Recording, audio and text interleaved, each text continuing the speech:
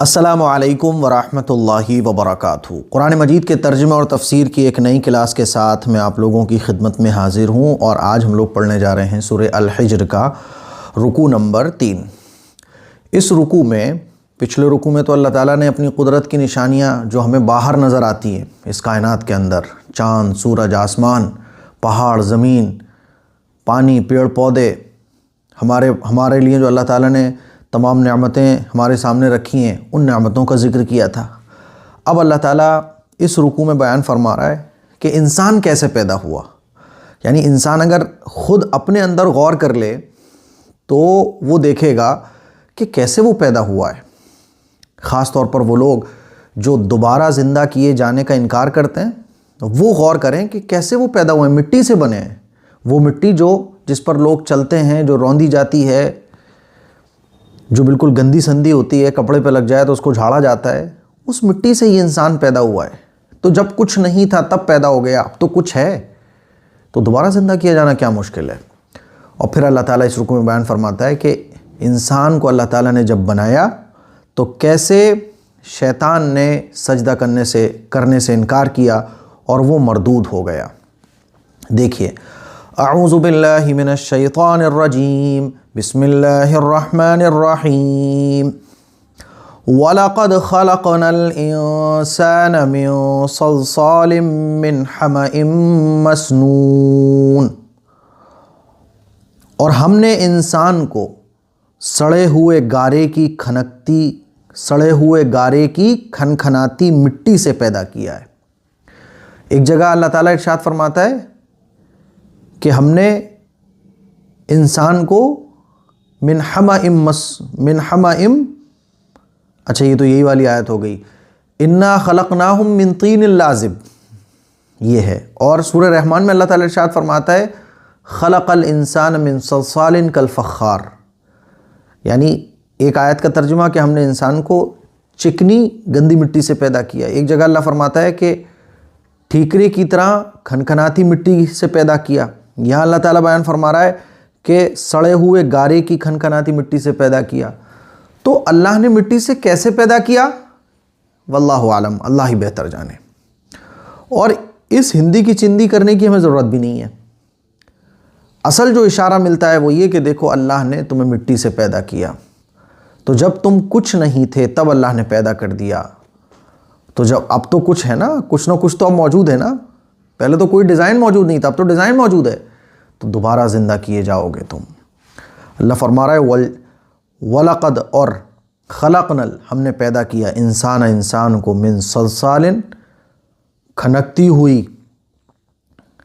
کھنکھناتی مٹی سے، من حمأ مسنون، سڑے ہوئے گارے کی، وَالْجَانَّ خَلَقْنَاهُ مِن قَبْلُ مِن نَارِ السَّمُومِ، اور جنات کو لو کی آگ سے بنایا ہے، لو کی آگ سے بنایا ہے۔ وہ آپ نے دیکھا ہے نا، جب گرمیوں میں لو چلتی ہے تو ایک خطرناک گرم ہوا آتی ہے، جو ہم بولتے ہیں لو چل رہی ہے، بھائی کتنی ڈینجر ہوتی ہے کہ آدمی کو بخار آ جائے، بیمار پڑ جاتا ہے بعض دفعہ آدمی۔ آگ کی جو تپش ہوتی ہے وہ کہلاتی ہے لو۔ تو اللہ تعالیٰ فرما رہا ہے کہ جنات کو ہم نے آگ کی لو سے پیدا کیا۔ آگ کی لو جو ہوتی ہے نا، اس کے اندر جو تپش ہوتی ہے، اور انسان سے پہلے پیدا کر دیا۔ اور جنات طاقتور مخلوق، تو اللہ کتنی قدرت والا ہے۔ والجانہ، اور جنوں کو خلقناہ، ہم نے پیدا کیا، من قبل، اس سے پہلے، یعنی انسانوں سے پہلے، من نار السموم، لو کی آگ سے۔ آگے دیکھیے، یہ تو انسان اور جناتوں کی پیدائش کے بارے میں ہو گیا۔ انسانوں کو اللہ تعالیٰ نے مٹی سے پیدا کیا، اور جنات کو اللہ نے آگ سے پیدا کیا۔ انسان کو اللہ تعالیٰ نے جب پیدا کرنے کا ارادہ فرمایا تو کیسے انسان وجود میں آیا، اللہ تعالیٰ آگے اسی بات کو بیان فرما رہا ہے۔ دیکھیے، وَإِذْ قَالَ رَبُّكَ لِلْمَلَائِكَةِ إِنِّي خَالِقٌ بَشَرًا مِّن صَلْصَالٍ مِّنْ حَمَإٍ مَّسْنُونٍ، اور وہ وقت بھی یاد کیا جائے، وہ وقت بھی یاد کیے جانے کے لائق ہے، یعنی جب انسان پہلی مرتبہ بن کے تیار ہونے والا ہے، انسان وجود میں آنے والا ہے، تو انسان کو اللہ تعالیٰ نے جب بنانے کا ارادہ کیا تو وہ واقعہ کیا تھا، اللہ اس بات کو بیان فرما رہا ہے۔ جب حضرت آدم علیہ السلام کو پیدا کرنے کا اللہ تعالیٰ نے ارادہ فرمایا، اور وہ وقت بھی یاد کیے جانے کے قابل ہے جب تمہارے پروردگار نے فرشتوں سے کہا کہ میں انسان کو کھنکھناتے سڑے ہوئے گارے سے پیدا کرنے والا ہوں۔ اللہ تعالیٰ نے فرشتوں سے کہا کہ میں ایک ایسی مخلوق پیدا کرنے والا ہوں جو برائی اور اچھائی دونوں کرنے کی طاقت رکھتی ہوگی، اور وہ برائی بھی کر سکے گی، میری نافرمانی بھی کر سکے گی، میری فرمانبرداری بھی کر سکے گی۔ تو اللہ تعالیٰ نے اس وقت جب ارادہ فرمایا تو وہ بات کو اللہ تعالیٰ بیان فرما رہا ہے، وَإِذْ، اور وہ وقت بھی یاد کیے جانے کے قابل ہے، قَالَ، جب کہا ربک، آپ کے پروردگار نے، للملائکۃ، فرشتوں سے، انی، کہ بے شک میں، خالقم، پیدا کرنے جا رہا ہوں، بشراً، ایک ایسا انسان، ایک ایسا بشر، من صلصال، جو کھنکھناتی ہوئی مٹی سے پیدا ہوگا، من حمأ مسنون، سڑے ہوئے گارے کی کھنکھناتی مٹی سے، ایک ایسا انسان میں پیدا کرنے جا رہا ہوں۔ اور اللہ تعالیٰ نے جو پورا واقعہ ہے ڈیٹیل کے ساتھ، وہ تو سورہ بقرہ میں آ جاتا ہے پہلے پارے میں۔ آگے اللہ نے کیا فرمایا کہ جب میں اس کو پیدا کر دوں گا، فَإِذَا سَوَّيْتُهُ وَنَفَخْتُ فِيهِ مِن رُّوحِي فَقَعُوا لَهُ سَاجِدِينَ، پھر جب میں اس کو پورا بنا لوں اور اس میں اپنی طرف سے روح پھونک دوں تو تم اس کے سامنے سجدہ ریز ہو جانا۔ اللہ تعالیٰ نے کیا بیان فرمایا کہ جب میں اس کو بنا لوں اور اس مخلوق کو میں پیدا کر دوں گا، اس میں روح پھونک دوں گا تو تم سب کے سب اس کے سامنے سجدہ کرنا۔ فَإِذَا، پھر جب، سَوَّيْتُهُ، میں اس کو بنا لوں گا، وَنَفَخْتُ فِيهِ، اور اس میں پھونک دوں گا، مِن رُّوحِي، اپنی روح، یعنی میں اس میں روح پھونک دوں گا، فَقَعُوا، تو تم سب کے سب، لہو، اس کو، ساجدین، سجدہ کرنے لگنا، یعنی تم سب کے سب اس کو سجدہ کرنے لگ جانا۔ فَسَجَدَ الْمَلَائِكَةُ كُلُّهُمْ أَجْمَعُونَ، چنانچہ تمام فرشتے ایک ساتھ سجدے میں گر پڑے سوائے ابلیس کے۔ جب اللہ نے حضرت آدم علیہ السلام کو پیدا کیا اور مٹی سے جو ہے نا ایک پتلا بنا دیا، پھر جب وہ سوکھ گیا تو اس کو آگ میں تپایا گیا تو وہ ایک دم ایسے ہو گیا جیسے کمہار لکڑی سے بناتا ہے نا، برتن بناتا ہے، تو برتن کو جب وہ گیلا گیلا بناتا ہے پھر اس کو وہ آگ میں تپاتا ہے، پھر سکھاتا ہے، دھوپ لگاتا ہے، دنیا بھر کے کام ہوتے ہیں اس میں، تو ایک دم شائننگ آ جاتی ہے، پالش والش ہوتی ہے۔ ایسے ہی اللہ تعالیٰ نے بنایا اور اس میں روح پھونکی۔ جب روح پھونکی تو اللہ تعالیٰ نے فرشتوں کو حکم دیا کہ سجدہ کرو، تو تمام فرشتوں نے سجدہ کر لیا، لیکن ابلیس نے سجدہ نہیں کیا۔ ابلیس یہ جنات میں سے آتا ہے، لیکن یہ فرشتوں کے ساتھ اتنی عبادت کرتا تھا کہ یہ فرشتوں کے ساتھ ہی رہنے لگا تھا۔ تو فرشتوں کو اللہ تعالیٰ نے حکم دیا، سب نے سجدہ کر دیا، الا ابلیس، سوائے ابلیس کے، ابا ان یکون مع الساجدین، کہ اس نے سجدہ کرنے والوں میں شامل ہونے کا انکار کر دیا، اس نے سجدہ نہیں کیا۔ اور کیا کہنے لگا اللہ سے کہ اللہ یہ تو آپ نے مٹی سے اس کو بنایا ہے، مجھے آگ سے بنایا ہے، آگ اوپر کو جاتی ہے، مٹی کو پھینکو تو وہ نیچے جاتی ہے، اور آپ نے اس کو، یہ تو کمزور ہے، ہم آگ سے بنے تو میں اس کو سجدہ کیوں کروں، میں تو آپ کی اتنی عبادت کرتا ہوں، میرے خیال میں مجھے اس کو سجدہ نہیں کرنا چاہیے۔ اللہ سے بحث کرنے لگا، ترک دینے لگا۔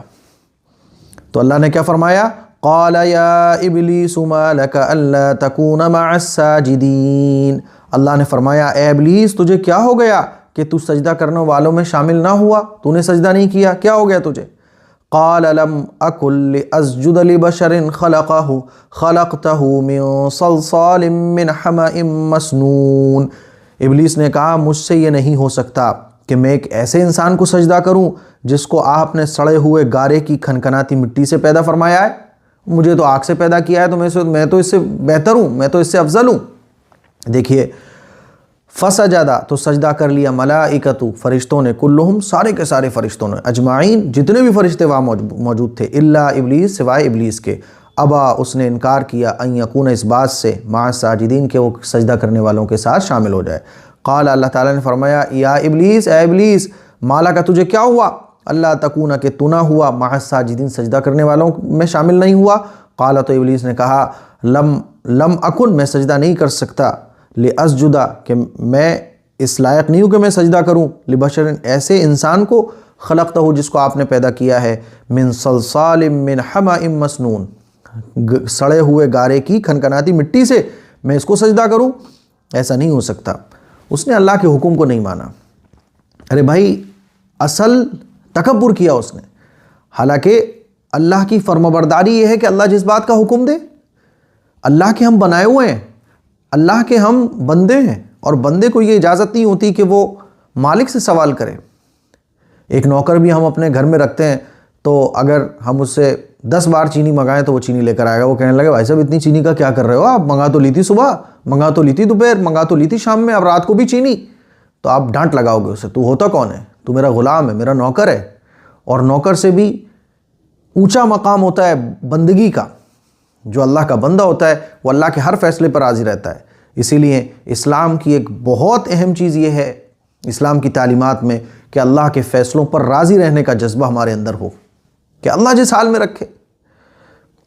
اور پھر ایک اور مثال سے آپ سمجھیے، ایک آدمی اینٹیں خرید کے لاتا ہے تو وہ کچھ اینٹیں باتھ روم میں لگاتا ہے، ٹوائلٹ میں لگاتا ہے، کچھ اینٹیں وہ اپنی بیڈ روم میں لگاتا ہے، کچھ اینٹیں وہ اپنے گیسٹ روم میں لگاتا ہے۔ اب اینٹیں کہنے لگے صاحب اسے باتھ روم میں لگا دیا اور ہمیں بیڈ روم میں لگایا، یہ فرق کیوں ہے؟ تو بھائی وہ مالک ہے۔ تو بالکل اسی طرح سے اللہ ہم سب کا مالک ہے، وہ کہے سجدہ کرو تو سجدہ کرنا ہے، وہ کہے کہ اب نہیں کرنا تو نہیں کرنا، لیکن یہ ترک دینے لگا یہاں۔ تو اللہ نے کیا فرمایا؟ قال فاخرج منها فانك رجیم، اللہ نے حکم دیا اچھا یہاں سے نکل جا، تو دھتکارا ہوا ہے۔ اللہ نے فرمایا تو نکل جا، مردود ہو گیا تو۔ قال، اللہ نے فرمایا فاخرج منها، تو یہاں سے نکل جا، فانك، تو رجیم مردود ہو گیا، یعنی اللہ کی نافرمانی کرنے والا ہو گیا۔ وَإِنَّ عَلَيْكَ اللَّعْنَةَ إِلَى يَوْمِ الدِّينِ، اور تجھ پر قیامت کے دن تک پھٹکار رہے گی۔ جب شیطان کو دھتکار دیا گیا تو شیطان نے اللہ سے مہلت مانگی کہ مجھے آپ مہلت دیں، مجھے آپ نے گمراہ کر دیا۔ نالائق یہ اور کہہ رہا تھا اللہ سے کہ آپ نے مجھے گمراہ کر دیا، حالانکہ خود تکبر اور ضد کی وجہ سے اس نے یہ سب کیا، اللہ کا حکم نہیں مانا، کہنے لگا کہ اس انسان کی وجہ سے میں گمراہ ہو گیا اور آپ نے مجھے گمراہ کر دیا، تو اب مجھے مہلت دیجیے۔ آپ اللہ کی رحیمی اور کریمی دیکھیے کہ اللہ تعالیٰ گنہگاروں کو بھی، نافرمانوں کو بھی مہلت دیتا ہے۔ شیطان کو اللہ نے مہلت دی، ورنہ اس وقت تو یہ ہوتا کہ اللہ کہتا ختم ہو جائے تو ختم ہو جائے، لیکن اللہ نے مہلت دی۔ تو آپ اندازہ کیجئے کہ اللہ کتنی محبت کرتا ہے اپنے بندوں سے، اپنی مخلوق سے۔ قال، کہنے لگا، قال رب فانظرنی الی یوم یبعثون، ابلیس نے کہا اے میرے پروردگار مجھے اس دن تک مہلت دیجئے جب لوگ دوبارہ زندہ کیے جائیں گے۔ اس نے کہا مجھے تو اس وقت تک، یعنی قیامت تک کے لیے مہلت دیجئے۔ قال فإنك من المنظرین، اللہ نے فرمایا تجھے مقررہ وقت کے دن تک مہلت دی جاتی ہے۔ الی یوم الوقت المعلوم، یعنی مقررہ دن کے وقت تک، یعنی قیامت قائم ہونے تک مہلت دی جاتی ہے۔ دیکھیے، قال، اللہ نے فرمایا فخرج منہا، نکل جا یہاں سے، فإنک رجیم، تو مردود ہے، وإن، اور بے شک علیک، تجھ پر ہے، لعنت، الی یوم الدین، قیامت کے دن تک، یعنی قیامت قائم ہونے تک تو ملعون ہی رہے گا۔ ہاں جب قیامت قائم ہو جائے گی تو سب ختم ہو جائے گا۔ قال، کہنے لگا ربی، اے پروردگار، فانظرنی، تو آپ مجھے مہلت دے دیں، الی یوم یبعثون، اس دن تک جب لوگ دوبارہ زندہ کیے جائیں گے۔ قال، اللہ نے فرمایا فإنک، بے شک تجھے، من المنظرین، تجھے مہلت ہے، کب تک ہے؟ الی یوم، اس دن تک، وقت المعلوم، جو وقت معلوم ہے، یعنی قیامت کے دن تک تجھے مہلت دی جاتی ہے۔ کہنے لگا قال ربی بما اغویتنی لأزینن لہم فی الارض ولأغوینہم اجمعین، ابلیس نے کہا اے میرے پروردگار جیسے آپ نے مجھے ہدایت سے محروم کر دیا ہے، میں ان کے لیے زمین میں آپ کی نافرمانی خوب خوشنما بنا دوں گا۔ یعنی یہ جو انسان، اس آدم کی وجہ سے میں گمراہ ہوا ہوں، مجھے دربار سے نکال دیا، اب میں آپ کی نافرمانی کو اولاد آدم کے لیے خوشنما بنا دوں گا۔ اسی لیے حدیث میں آتا ہے کہ اللہ نے جنت کے اوپر ان چیزوں کا پردہ ڈال دیا ہے، حدیث سے پتہ چلتا ہے، جو ہماری طبیعت کو پسند نہیں آتی، اور جہنم کے اوپر ان چیزوں کو پردہ ڈال دیا ہے جن کو کرنے کا ہمارا خوب دل کرتا ہے۔ دیکھیے، الا عبادک منہم المخلصین، اور آپ کے منتخب بندوں کے سوا سبھی کو بہکاؤں گا۔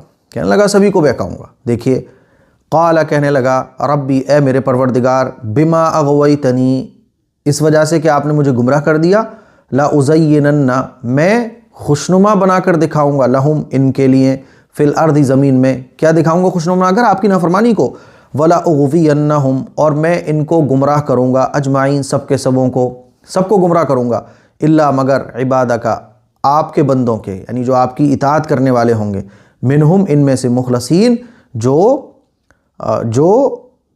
منتخب ہوں گے، مخلصین جو چنے ہوئے ہوں گے، یعنی جو آپ کے بندے ہوں گے، ان کے علاوہ سب کو گمراہ کر دوں گا جو میری بات مانیں گے۔ قال ھذا صراط علی مستقیم، اللہ نے فرمایا یہ مجھ تک پہنچنے کا سیدھا راستہ ہے، یعنی یہ جو راستہ ہے یہ سیدھا راستہ ہے کہ جو میری بات کو مانے گا اور میرے بھیجے ہوئے پیغمبروں کی بات کو مانے گا۔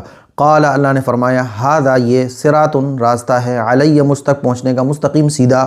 ان عبادی لیس لک علیہم سلطان الا من اتبعک من الغاوین، یقیناً تیری پیروی کرنے والے گمراہوں کے سوا میرے بندوں پر تیرا کوئی زور نہیں چلے گا، یعنی شیطان کا زور چلتا ہی ان پر ہے جو اللہ سے دور ہوتے ہیں، اور جو اللہ اور اللہ کے رسول کے طریقے کو فالو کرنے والے ہوتے ہیں شیطان کو ان پر کوئی زور نہیں چلتا، یہ قرآن سے ثابت ہے۔